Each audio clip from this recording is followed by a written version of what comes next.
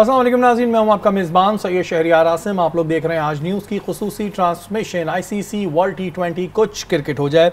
आज ईद उल अज़हा का दूसरा दिन। तमाम देखने वालों को, तमाम मुसलमानों को ईद उल अज़हा की बहुत बहुत मुबारकबाद। बहुत सारी खबरें हमारे पास इस वर्ल्ड कप के हवाले से है, क्योंकि पाकिस्तान जो है बाहर हो चुका है और ज़ाहिर है तमाम पाकिस्तानियों को बड़ा दुख भी हुआ। इसकी बहुत सारी वजूहात भी थी, बहुत सारी चीज़ें भी हमारे सामने आई हैं और टीम की अपनी रंजिशों की वजह से पाकिस्तान को ये एक बड़ा नुकसान हुआ। लेकिन नसीम भाई, अगर मैं देखता हूँ इस वर्ल्ड कप में तो बड़ी अनोखी चीज़ें हुई हैं। वो बड़ी टेस्ट नेशंस जो कोई सोच नहीं सकता था कि सुपर 8 में क्वालिफाई नहीं कर पाएंगी, उनमें पाकिस्तान है, न्यूजीलैंड है, श्रीलंका है, बांग्लादेश है, ये बाहर हो गई। और जो नई टीम्स थी वो हमें ग्रो करती हुई दिखा दी। मतलब ये नहीं था कि नई टीम होती है तो बंदा ये कहता है कि नहीं ये तो कंफर्म ही हारेगी, ऐसा नहीं हुआ इस वर्ल्ड कप में। तो काफ़ी चेंजेस थी। देखिए, अगर नई टीम आप देखेंगे तो उसके अंदर हमें अमेरिका दिखाई दिया जिसने क्वालिफाई करके दिखाया, एक अच्छा साइन भी है। अगर आप देखें तो एसोसिएट ममालिक की टीमें सुपर 8 में जाने में कामयाब हुई और कई जो सीजनल टीम्स हैं, सालों से खेल रही हैं, वो बाहर हो गई, जो बड़ी बड़ी क्रिकेटिंग नेशन करार पाती हैं। क्रिकेट खेल के लिए तो ज़ाहिर है ये चीज़ अच्छी हुई। और अगर एसोसिएट ममालिक ऊपर आ रहे हैं, देखें इंटरनेशनल क्रिकेट काउंसिल तगड़ी भी जब होगी, जब वो 10 से ज़्यादा ममालिक बढ़ते चले जाएंगे आपकी टेस्ट प्लेइंग नेशन के। बाकी अगर एसोसिएशन तगड़ी हैं तो वो इसलिए तगड़ी हैं क्योंकि बहुत सारे ममालिक खेलते हैं। क्रिकेट खेलते ही 10 ममालिक हैं, उसमें 10 ममालिक में एक की इजारादारी बहुत ज़्यादा है। वो कहता है मैं इससे खेलूँगा, इससे नहीं खेलूँगा, तो आप बेबस हो जाते हैं उसके सामने, क्योंकि खेलते ही 10 हैं, उन्हें क्रिकेट भी चलानी है, फिर पैसा भी वहाँ से आ रहा है। लेकिन जब ये ममालिक बढ़ जाएंगे, जब इन ममालिक की तादाद 20 हो जाएगी, 30 हो जाएगी, 40 हो जाएगी, तो फिर शायद कौंसिल थोड़ी सी मजबूत हमें दिखाई देगी, जो कौंसिल इस वक्त हमें इतनी मजबूत दिखाई नहीं दे रही है।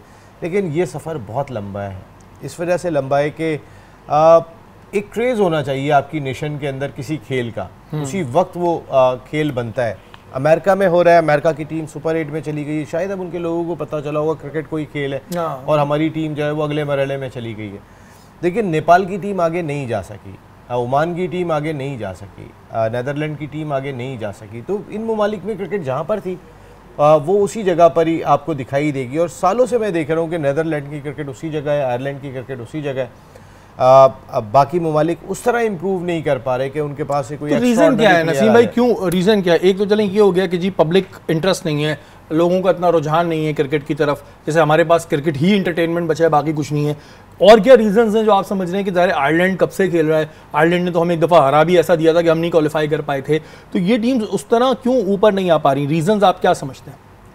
मेरे ख्याल है उनकी प्रायोरिटी नहीं है क्रिकेट, उनके पास शायद कोई और खेल ज़्यादा मकबूल है और उसकी मकबूलियत जो है वो आगे नहीं बढ़ने दे रही। जैसे अफ़गानिस्तान के पास क्रिकेट एक बड़ा गेम था उनका, उनकी फ़ुटबॉल टीम को भी आप कोई बहुत ज़्यादा नहीं सुनते। उस नेशन में हमारे यहाँ की भी हमने कौन सी टीम बना ली? पेशावर भी है हमारे पास, बलूचिस्तान भी है हमारे पास भी पहाड़ी इलाका बहुत है, हमने कौन सी टीम बना ली फ़ुटबॉल की? नहीं बना सके। क्रिकेट वो हमारे यहाँ खेलने के बाद अपनी क्रिकेट को इम्प्रूव करते चले गए। जो खिलाड़ी यहाँ खेल कर गए उन्होंने जाके उनकी क्रिकेट को डेवलप किया। तो इसके लिए बहुत ज़रूरी होगा कि ये जो एसोसिएट ममालिक हैं इनको ख़र्चा करना पड़ेगा और इनको अपनी टीम को मुतवातर विजिट पे भेजना पड़ेगा। अच्छा। अगर वो पाकिस्तान के पास टाइम नहीं है तो पाकिस्तान ए से खेलें। और जब हमारे पाकिस्तान ए के टूर बंद हुए ना, इसने बहुत नुकसान पहुंचाया। अच्छा नसीम, एक चीज़ मैंने और देखी कि बहुत सारी टीम्स ऐसी हैं, चाहे वो किसी भी रंगो नस्ल से ताल्लुक़ रखती हों, उसमें इंडियन पाकिस्तानी ज़रूर खेल रहे हैं। ये क्या वजह है? बहुत सारे हम लोग, हमारे पास अपना टैलेंट जो है मिलता नहीं है, फिर हम दूसरी जगहों में भेज देते हैं। नज़र आते हैं हमें इंडियन या पाकिस्तानी? हमारी आवाम ज़्यादा है, अगर आप आबादी के लिहाज से भी ज़्यादा, हमारे लोग बाहर भी जाते हैं। अच्छा, हमारे यहाँ पे क्रिकेट का कंपटीशन बहुत है, बहुत ज़्यादा है। और वो फिर ऐसे ममालिक में जाके सेटल, जैसे अली की मैं बात करूँ, अभी अमेरिका से खेल रहे थे, उन्हें नज़र आ गया था, वो बाबर आजम के साथ अंडर 19 क्रिकेट खेले, उन्होंने बाबर आजम के साथ बहुत क्रिकेट खेली है, लेकिन उन्हें उनका फ्यूचर नज़र आ गया था। और उसके बाद उन्होंने अमेरिका में वो एक प्रोफेशनल क्रिकेटर नहीं है, लेकिन उनका गेम इस लेवल का ज़रूर था कि वो अमेरिका से रिप्रेजेंट भी हो गए और इंटरनेशनल क्रिकेटर भी बन गए। और बहुत सारे हमारे ऐसे प्लेयर्स हैं जो अब हमें नज़र आ रहे हैं। तो पाकिस्तान का लड़का एमन, आप क्या कहती हैं? हमें जो यूएसए की टीम है उसमें भी काफ़ी पाकिस्तानी प्लेयर्स नज़र आ रहे हैं और भी जगहों पर हमें पाकिस्तानी प्लेयर्स नज़र आते हैं। तो क्या हमारे पास वही क्या कंपटीशन बहुत है तो फिर वो बच्चे कहते हैं इधर निकल जाओ उधर निकल जाओ? देखें, अगर मैं बात करूं, जैसे शायान जहांगीर हैं, वो उन्होंने अपना रीज़न बताया था कि वो क्यों अमेरिका चले गए थे। कुछ की फैमिली शिफ्ट हो जाती हैं, कुछ माइग्रेट कर जाते हैं। ऐसे बहुत कम क्रिकेटर्स हैं जो कि इस सेटअप में आके वापस वहाँ गए हों कि उनको यहाँ मौका नहीं मिला। जस्ट मुझे एक उस्मान खान नज़र आए हैं और वो भी वापस आ गए हैं। तो मुझे लगता है कि क्रिकेट की ग्रोथ में पाकिस्तान और इंडिया का बहुत बड़ा हाथ है। हम जिस भी कंट्री को देख लें, नेपाल को देख लें, ओमान को देख लें, अमेरिका को देख लें, तो उसमें पाकिस्तान और इंडिया के प्लेयर्स खेल रहे हैं और उनके खेलने से यही होता है कि वहाँ के वो जो लोग हैं, लोकल लोग हैं, उनको वो इन्वॉल्व कर रहे हैं। अमेरिका में सिर्फ 3 लोकल प्लेयर्स थे, बाकी सारे इंडिया और पाकिस्तान थे। तो ये एक तरह से अच्छी भी बात है। देखिए, इंडिया की पॉपुलेशन बहुत ज़्यादा है। आप दुनिया के किसी भी कोने में चले जाएं, वेस्ट इंडीज़ में चले जाएं, पोलैंड में चले जाएं, वहाँ पे इंडिया की टीम आपको नज़र आएगी। तो चाइना को उनकी पॉपुलेशन टेक ओवर करने वाली है, तो ऑब्वियसली वो इस टीम की ग्रोथ में उनका बहुत बड़ा हाथ है। लेकिन मैं एक बात यहाँ पे बड़ी कहना चाहूँगी कि मुझे ऐसा लगता है कि पाकिस्तान के लिए अब T20 में भी ख़तरे की घंटी बजने वाली है। पहले हम टेस्ट में भी पीछे थे, वनडेज़ में भी पीछे थे, लेकिन अब T20 जिस तरह से मॉडर्नाइज हुआ है, हम अपनी क्रिकेट को उस तरह से मॉडर्नाइज नहीं कर रहे। तो T20 में पहले हमारा कहीं कहीं नाम नज़र आता था, अब हमारा वहाँ क्या करना चाहिए हमें, फिर आप सजेशन भी दें ना। देखें, प्रॉब्लम इज़ दैट कि आपके 3 साल से आपके पास मिडिल ओवर में कोई भी आपने स्पिनर नहीं क्रिएट किया। आप कोई स्पिनर बना नहीं सके, आप कोई ऐसे प्लेयर नहीं बना सके जो 3 डायमेंशनल क्रिकेट खेलते हो। आपके पास फास्ट बॉलिंग में एक भी ऐसा ऑलराउंडर मौजूद नहीं है जो आपको मैच जितवाए। ऑलराउंडर हम शादाब को कहते हैं, लेकिन ऑलराउंडर होते हैं बेन स्टोक्स जैसे, ऑलराउंडर होते हैं हार्दिक पांड्या जैसे। तो हमारी पूरे सर्किट में भी कोई भी एक भी ऐसा प्लेयर नहीं है। शादाब बिल्कुल ऑलराउंडर हैं, और वो कैसे ऑलराउंडर हैं, वो नसीब भाई क्योंकि ब्रेक का टाइम हो गया है, जाते जाते एक बात कह रहा हूँ क्योंकि ये बात निकल जाएगी। पाकिस्तान और इंडियन प्लेयर्स जिस ओरिजिन में भी जाके खेल रहे हैं, उनसे क्रिकेट खड़ी नहीं होगी जब तक उनके लोकल्स इंटरेस्ट नहीं लेंगे, जब तक उनका अपना मुल्क की, क्योंकि आबादी तो उनकी है, आबादी तो नमक के बराबर है। जब तक लोग इंटरेस्ट नहीं लेंगे तब तक उस जगह पे क्रिकेट जो है वो उस तरह ग्रो नहीं हो सकती। यहाँ वक्त तो एक ब्रेक का, ब्रेक के बाद हाजिर होता है।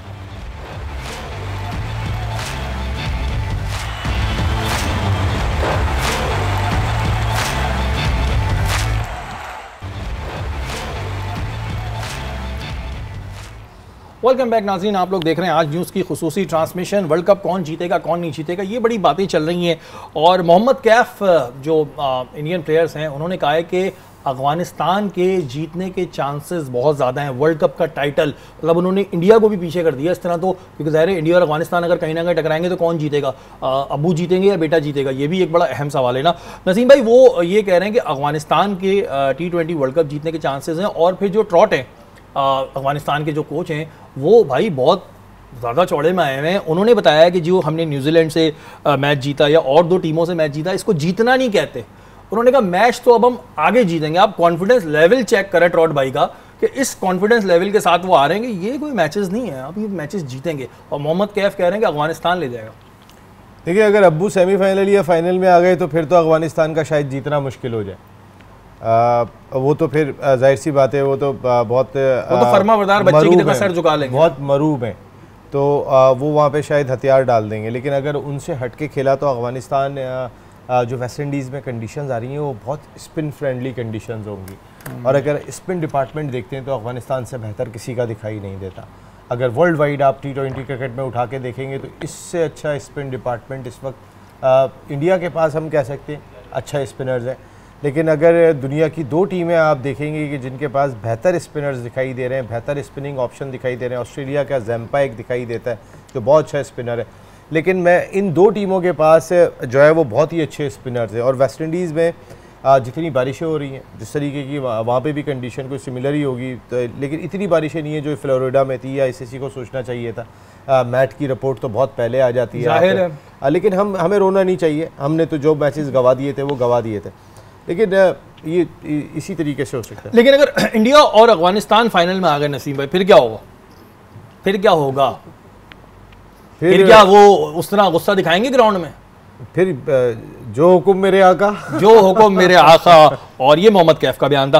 अच्छा, शाहिद आफरीदी एमन कह रहे हैं कि आजम खान और साइम अयूब को PCB को स्ट्रेट कह देना चाहिए कि जाओ पहले डोमेस्टिक खेलो, 2 साल तक डोमेस्टिक खेलो, फिट हो। अच्छा, साइम तो वैसे फिट है, आजम का तो चले फिटनेस का बात आती है, और फिट हो उसके बाद आओ। PCB को अपनी SOPs बनानी चाहिए सिलेक्शन कमेटी को। और आजम और साइम को उन्होंने कहा कि इनको जाके अभी डोमेस्टिक क्रिकेट खेलनी चाहिए। देखिए, मैं समझती हूँ कि साइम अयूब ने जब डोमेस्टिक क्रिकेट खेली थी और बहुत ज़बरदस्त खेली थी, उन्होंने वनडे में भी रन किए थे, फर्स्ट क्लास में भी रन्स किए थे और उसके बाद वो इंटरनेशनल क्रिकेट में आए हैं। मुझे ऐसा लगता है कि जो लैकिंग है वो इंटरनेशनल एक्सपोजर की है। मैं T20 उनको बहुत चांसेस मिले बट दे नीड वनडेज़। जब तक आप इन प्लेयर्स को या किसी भी न्यू प्लेयर्स को वनडेज़ में ग्रूम नहीं करेंगे, वो इंटरनेशनल का प्रेशर एब्जॉर्ब नहीं करेंगे। देखें T20 में आपके पास 2 बॉलें होती हैं, अगर आपने डॉट खेल ली तो आपको तीसरी पे चांस लेना है। टेस्ट में आपके पास स्लिप लगी हुई होती हैं, बहुत डिफिकल्ट सिचुएशन होती है। लेकिन वनडे का आपका ऐसा फॉर्मेट है जिसमें आपको प्लेयर्स को ग्रूम करना है, उनको बनाना है, उसमें आप स्ट्राइक रेट भी लेके चलते हैं, फर्स्ट 10 ओवर्स होते हैं, तो वो एक डिफरेंट गेम है। अभी ये बात कर रहे थे लाइक कि आपके पास ए टीम होनी चाहिए, इस वक्त आपके ए टीम के टूअर्स होने चाहिए जिन्होंने टेस्ट खेलना है आगे। आपको पता है कि आपकी सीरीज़ है बांग्लादेश के साथ, जब आपकी टीम T20 में बिजी है तो आपके कुछ प्लेयर्स को फर्स्ट क्लास खेलनी चाहिए जाके, वो एक्सपोजर लेकर आएँ। अभी साइम अयूब को आपको ज़्यादा से ज़्यादा मैचेस देने, चाहे वो ए से दें, शाहीन से दें, डोमेस्टिक में he is doing well, that's why he came into the team. अच्छा नसीम भाई, मैं ये देख रहा हूँ कि जो साइम है वो बाबर की अम्ब्रेला के नीचे आके कुछ बिगड़ से गए हैं, वो जो मतलब मेरी ऑब्जर्वेशन है। बच्चा जो है वो बाबर की अम्ब्रेला के नीचे आया ना तो बिगड़ गया, खेल पे नहीं किसी और चीज़ों पे ज़्यादा तवज्जो उसकी नज़र आ रही है मुझे साइम की। भाई ऐसा लगा वाकई में कि वो जाके जो है वो बाबर की गोद में बैठ गए। हाँ। कि मैं बच्चा हूँ आपका, आपके साथ मैंने, ऐसा नहीं, आपकी अपनी एक पर्सनैलिटी है।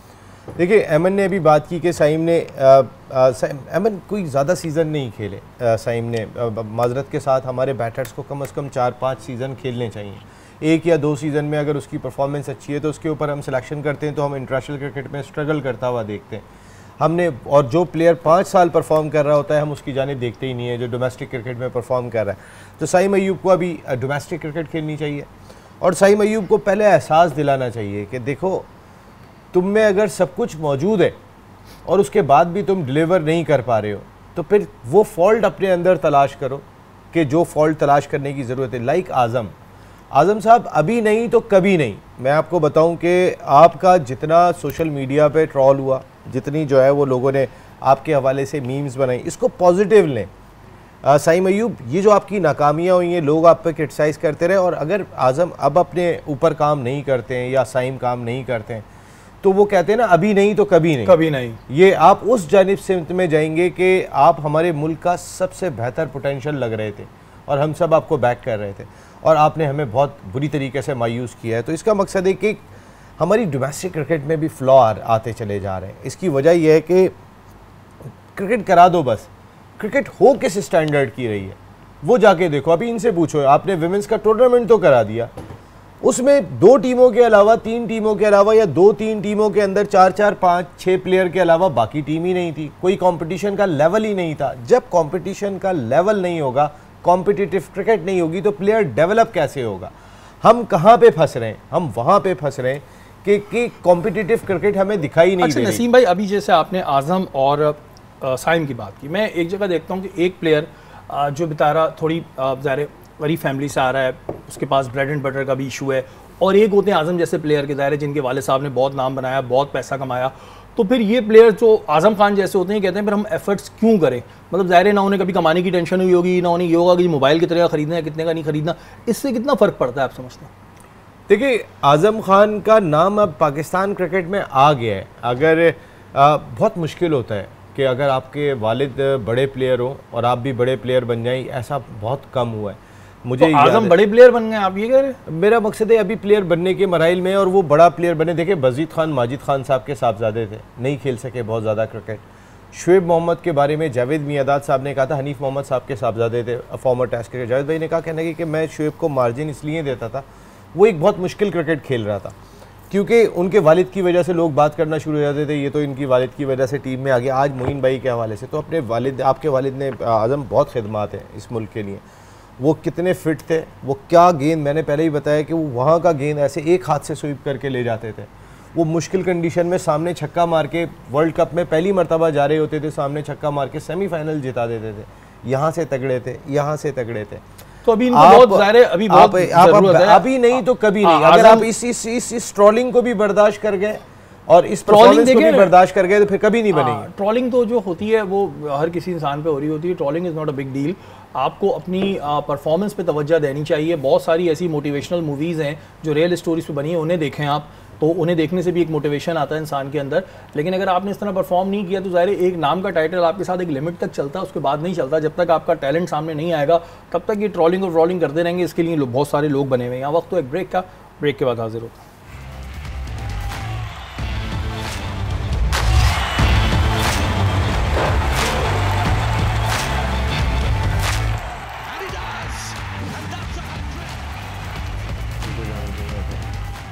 वेलकम बैक नाज़रीन, आप लोग देख रहे हैं आज न्यूज़ की खुसूसी ट्रांसमिशन। और अगर आप चाहते हैं वर्ल्ड कप का फाइनल देखना तो उसके लीजिए आप स्प्राइट पीजिए। अब लोग कह रहे होंगे स्प्राइट पीने से वर्ल्ड कप के फाइनल के ताल्लुक में आपको बताता हूं कैसे।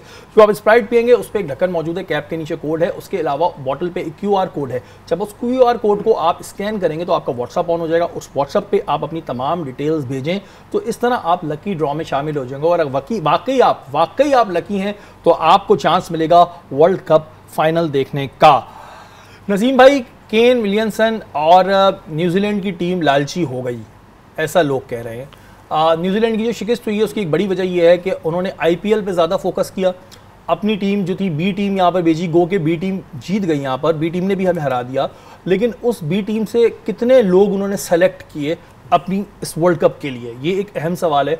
दूसरा, कहा जाता है कि न्यूजीलैंड के अंदर भी ऐसी कुछ लॉबीज़ बनी हुई हैं जो दूसरों को आने नहीं देती। तो क्या वाकई केन विलियमसन और न्यूजीलैंड की टीम लालची हो गई है?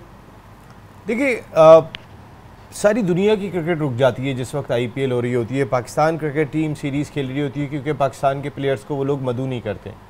और पाकिस्तान उस वक्त किसी भी एक ममालिक से बात करता है तो उनके वो प्लेयर्स पाबंद नहीं होते हैं फिर मुल्क से खेलने के लिए, क्योंकि उनका कॉन्ट्रैक्ट। अब अंधेर नगरी चौपट राज का आलम यह है कि एक लीग जो है वो लेकिन जो कैरेक्टर वाले प्लेयर होते हैं ना, आपको पता है इंग्लैंड के प्लेयर्स जो उनके क्रूशल मैचेस थे वो छोड़ के चले गए थे वर्ल्ड T20 से पहले, वो वापस चले गए थे। न्यूजीलैंड के खिलाड़ियों ने वेस्ट इंडीज़ में जाके ज्वाइन किया था, उनके दो फर्ग्यूसन ने और बोल्ट ने, बिल्कुल जब उनका वार्म अप, एक मैच भी हो गया था वार्म अप, उसके बाद पहुंचे थे वो। वाकई आप सही कह रहे हैं, क्योंकि उनके लिए नेशनल ड्यूटी वर्ल्ड कप के लिए भी इंपॉर्टेंट नहीं रही थी, वो बहुत लेट पहुंच रहे थे। और इस बात से ये तासुर आता है कि आपके लिए पैसा इंपॉर्टेंट है। देखिए, IPL को इंटरनेशनल क्रिकेट काउंसिल कैसे मैनेज करती है, ये एक बहुत बड़ा सवाल है। अब सिर्फ खिलाड़ी ही नहीं, बोर्ड भी खुश होता है कि हमारे खिलाड़ी गए हुए, इंडिया हमारे साथ सीरीज़ खेलेगा, हमें पैसे जो है वो मिलेंगे। जब इंडिया की टीम आती है वो लक्ष्मी साथ लेकर आती है, उनका क्राउड भी आता है, उनके लोग भी आते हैं, वो उनका स्पॉन्सर भी आता है, हर चीज़ आ रही होती है, तो वो पैसा है सब बस भर के खुद ही ले आते हैं। ये ICC के लिए बहुत इंपॉर्टेंट एक सोचने का मकाम है आने वाले वक्त में। देखें, किसी एक लीग की वजह से दुनिया की क्रिकेट ब्लॉक नहीं हो जानी चाहिए। अच्छा, ये चीज़ तो नसीम भाई हम पहले भी डिस्कस कर चुके हैं, लेकिन ज़ाहिर है पाकिस्तान का तो जो हाल है वो सभी ने देखा, लेकिन न्यूजीलैंड जैसी टीम भी इसी राह पे चल पड़ी। अब देखिए, मैंने आपको कहा आज के दौर में खिलाड़ी को, ये 90s के क्रिकेटर बहुत बड़े क्रिकेटर्स थे, उस वक्त अगर लीग खेलने का मौका होता बड़ा मुश्किल हो जाता पाकिस्तान क्रिकेट टीम को मैनेज करना। आज के क्रिकेटर्स के पास ऑप्शन बहुत है, लीग की सूरत में ऑप्शन बहुत है, और वो ऑप्शन जो है वो कहीं ना कहीं क्रिकेट बोर्ड को भी बैकफुट पे लेके जा रहा है। और दूसरी चीज़ ये कि बाकी ममालिक उतना पैसा जनरेट नहीं कर रहे जितना इंडिया कर रहा है इस खेल के लिए, तो वो ममालिक को ऑटोमेटिकली बोर्ड को भी पैसा मिलता है ना जब वो कोई टीम इंडिया। यानी कि हम ये कहते हैं कि जो क्रिकेट को पहले कहते थे जेंटलमैन गेम्स है, अब वो जेंटलमैन गेम्स नहीं रहा है, अब वो पैसे का गेम रह गया। जहाँ से पैसा आएगा वहीं की हवा चलेगी, इंडियन मैन गेम है, बस जहाँ से पैसा आएगा वहीं की हवा चलेगी। एमन, आप उमर अकमल को जानती हैं?